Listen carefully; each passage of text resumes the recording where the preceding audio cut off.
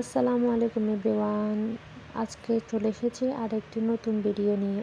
আজকে এমন একটি মিষ্টি আপনাদের সাথে তৈরি করে শেয়ার করব, যেটা খুব সহজে আপনারা ঘরে তৈরি করতে ফেলতে পারবেন তো শুধুমাত্র 10 মিনিটে। তো চলুন শুরু করা যাক আজকের মূল রেসিপি। এর জন্য আমি ছানা নিয়ে নিয়েছি 3/4 কাপ পরিমাণ।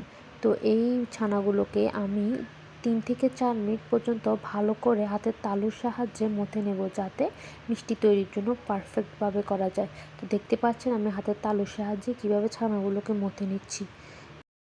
এবার দেখতে পাচ্ছেন কিন্তু আমার মথা হয়ে গেছে। তো যখন ছানাগুলো এরকম হয়ে যাবে হাতের আঙুলে নিলে, তো বুঝবেন যে আপনাদের ছানা একদম পারফেক্ট হয়ে গেছে।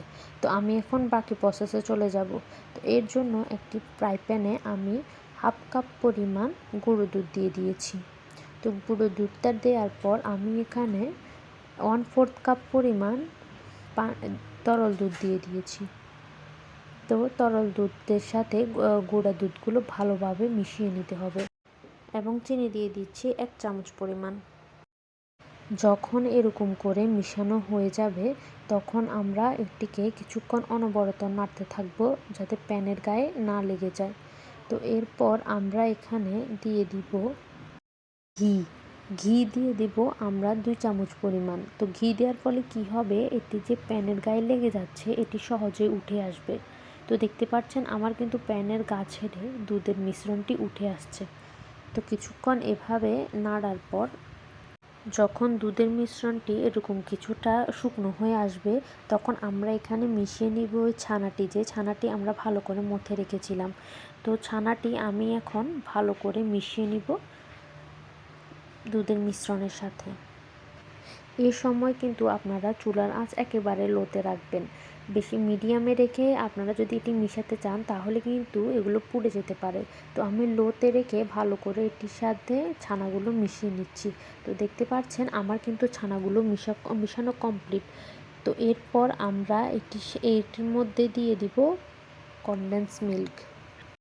কনডেন্স মিল্ক আপনারা আপনাদের পছন্দ মতো দিতে পারবেন, মানে যতটুকু খেতে চান, যতটুকু মিষ্টি খেতে চান আপনারা ততটুকু পরিমাণ দিয়ে দিবেন।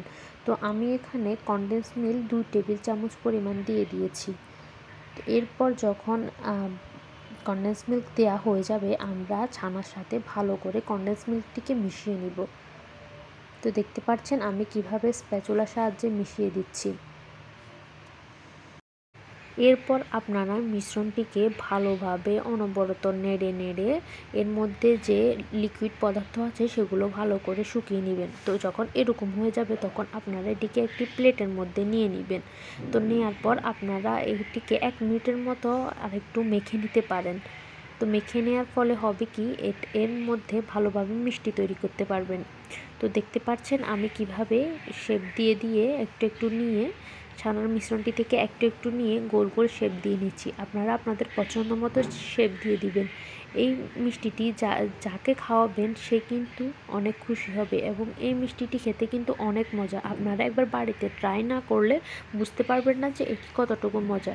ভিডিও ভালো লাগলে আপনারা শেয়ার করে দিবেন এবং এরকম ভিডিও পেতে আপনারা আমার পেজটি ফলো দিয়ে আমার চ্যানেলটি সাবস্ক্রাইব করে দিবেন। তো আজকে এই পর্যন্ত। আল্লাহ হাফেজ।